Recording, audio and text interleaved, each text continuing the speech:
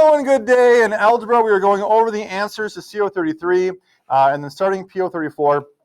And in PO33, we were introduced to what makes lines parallel and what makes lines perpendicular. And it all comes down to what? Remind us. It's been 5 days since we talked about this. Yes, Noah. Slope. Okay, how a line moves across the coordinate plane. And for lines to be parallel, what's the relationship of their slopes? Julia? The same. For lines to be perpendicular, what's the relationship of their slopes? Noah?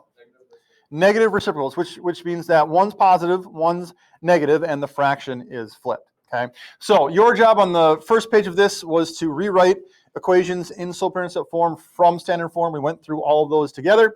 And here I give you two ordered pairs, and you needed to calculate the slopes and then compare. So this one I believe we did together. Line A had a slope of -1 over 1. Line B had a slope of -11 over 11. And so what is the relationship of these lines? Parallel, perpendicular, or neither, Daniel? They are parallel, okay? And this is probably one of my favorite things to do in math, is give you slopes that maybe look different, but are actually the same. Okay, or look like they're neither, but they're actually parallel or perpendicular, because both of these slopes simplify to be -1. So you have to have your head on a swivel. Always be checking. Okay, always be checking. What was your slope for line A? Your original slope after using the formula, not your simplified slope. Elise? -12 over -2. How about line B? How about line B, your original slope before simplifying or anything? Noah? -3 over 18. See how much fun this is, right? If you look at these, you might think, well, right? They're not the same, not perpendicular. But -12 over -2 simplifies to be +6. -3 over 18 simplifies to be -1/6. Right? And here we have slopes that one's positive, one's negative, and the reciprocal of 6 over 1 is 1 over 6. So these are indeed perpendicular. Okay. How about the last set? Your slope for line A before any simplification.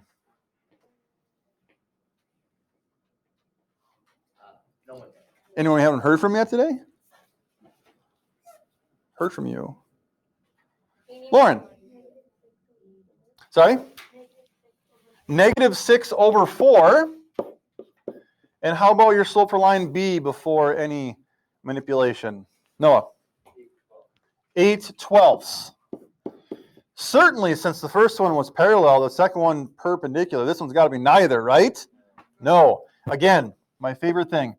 -3 halves, and this one, +2/3. One's positive, one's negative. They are reciprocals. Therefore, these are perpendicular as well. Okay? I'm not sure that says perpendicular, but whatever. I don't know what it says. Okay? Questions on 33? All right. So moving on to PO34 then. Okay. I don't know if you've noticed this over the course of the year or not. I did mention it, but this top heading where it says the objective, whether or not it's a power objective, where in the textbook, over here you can find the lesson for more examples or whatever, the logo up in the corner. But this section here, that represents previously learned objectives that this one kind of builds off of. Right? So if you haven't shown proficiency in objectives 22, 26, or 33, this one's going to be more of a challenge for you because it kind of draws off of those things. PO22 was finding slope. PO26 was writing the equation of a line in slope-intercept form. And then CO33, what we just did, the relationship of parallel and perpendicular lines. So as we go through this, if you're finding that you're not quite grasping something, these would be the ones to go back and look at. Okay. Can I go off on a tangent for a little bit?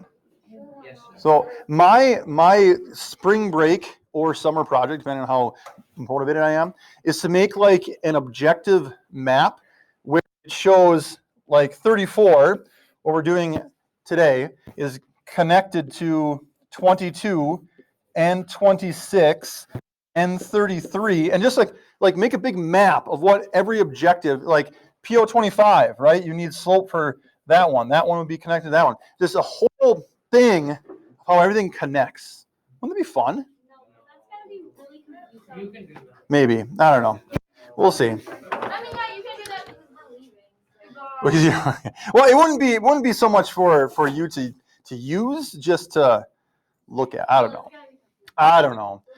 Square root beer isn't really taking off the way I'd hoped, so I'm gonna have to put my venture into something else. So, okay. What information must we know in order to write an equation in slope-intercept form? We first talked about this in PO26. What do we need to know about a line to write its equation in slope-intercept form? Daniel? The slope, which is the m variable, and the y-intercept, which is the b variable.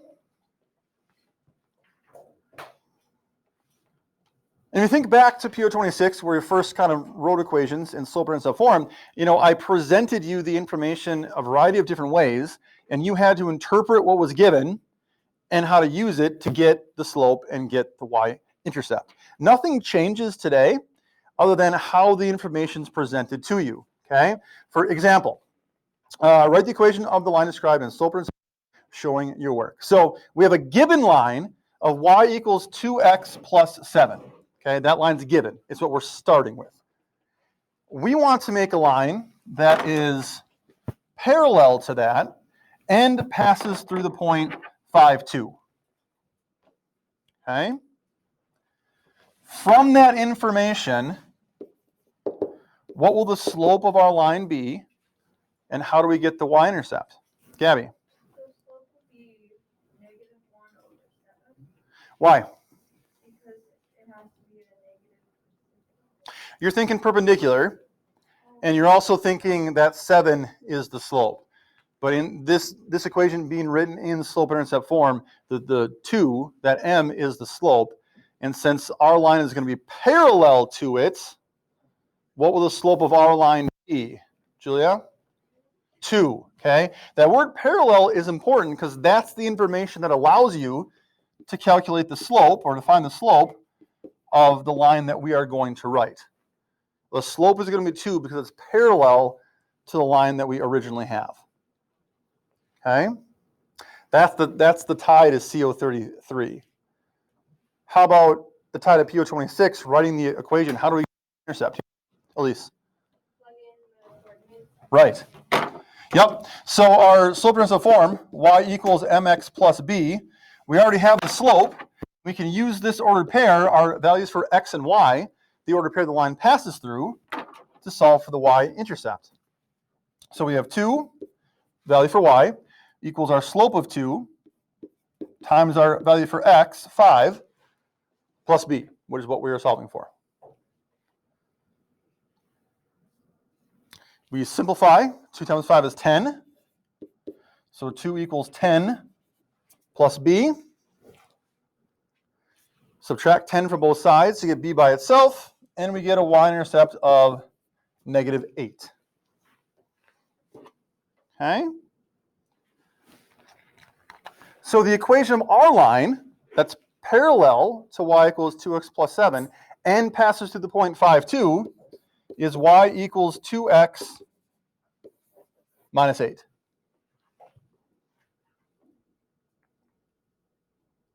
Isn't that nifty? I think so. Okay. Let's look. Any questions on this, actually, before we go on? No? Okay. Let's look at the third one. The third one. Our line is perpendicular to y equals 3x minus 5, and our line passes through the point 27.6. What's the slope? And how do we calculate the y-intercept? We'll start with the slope. What is the slope of our line going to be if it's perpendicular to a line with a slope of 3? Audrey? Negative 1/3. Good. That negative reciprocal piece, right? This 3 is equal to 3 over 1. So we change the sign and we flip the fraction. And to find b, again, given this ordered pair that the line passes through, we can use that for our values in x and y in the equation. So our b variable, using slope intercept form, y is 6. Our slope is negative 1/3. Our x value is 27. And we're solving for b. Okay. Simplify. What's negative 1/3 of 27? Think about it. You have 27 things. You divide them into 3 groups. How many will be in one group? And then just make that negative, Brent? Negative 9. So 6 equals negative 9 plus b. Adding both sides to get that b variable by itself, we get a y-intercept of positive 15. Yes, Noah? Oh. Was that a fist pump? Like, yes, I did it.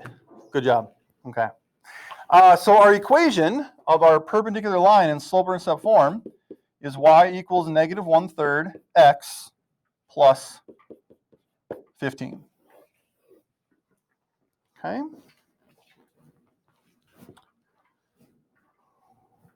So far, so good?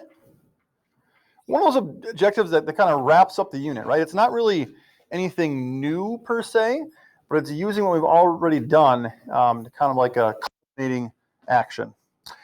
Pick one of the remaining 4 you'd like to do together. Which one looks most entertaining and interesting? Yes. On all of these, how do you determine like the sign, either minus or plus? For the slope or for the y-intercept? For like y equals negative 1/3 x plus 15. So is the sign you're asking about on the negative 1/3 or the 15? On the 15. So it depends on what your value for b is. Here, b was a negative 8, so we put minus 8. Here it was a positive 15, so it was plus 15. Okay? And then the sign on the slope kind of depends on if you're dealing with parallel or perpendicular and that whole relationship. Okay? But what's what? Soybe, got a question? 13. Where's 13?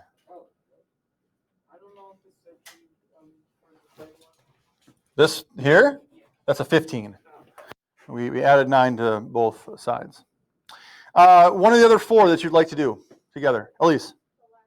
The last one. Should have guessed. Okay. Perpendicular to y equals 9x plus 15 and passes through negative 27, 8. So we have our slope and we have our y-intercept. The fact that it's perpendicular gives us some information. What's our slope of our line going to be? Brent?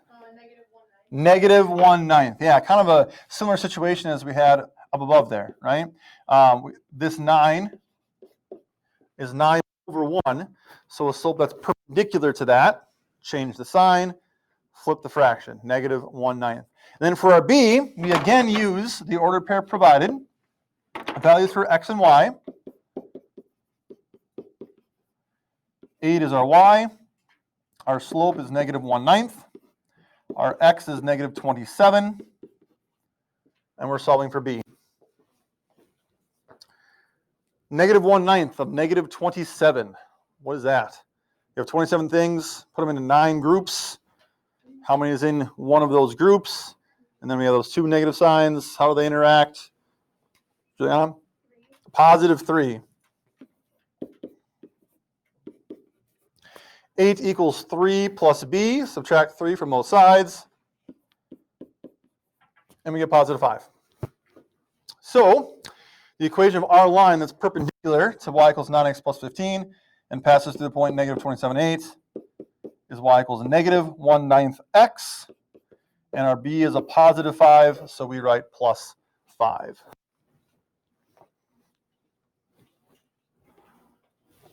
Okay. Questions on that?